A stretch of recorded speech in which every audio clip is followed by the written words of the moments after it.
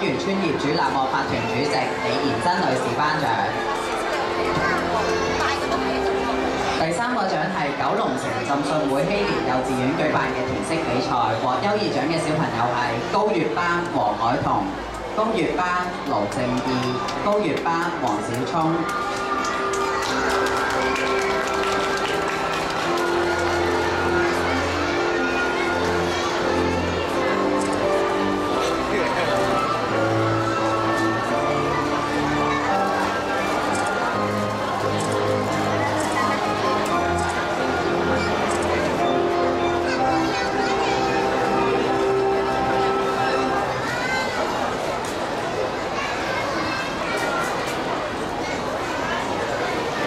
好，影一張相。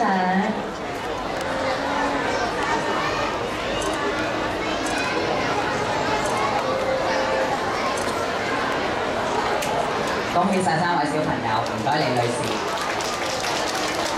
之後咧，邀請旗士富居物業管理有限公司管業經理杜志球先生頒獎。呢個獎咧就係沙田循道衛理小學舉辦嘅親子攝影比賽1至3年級。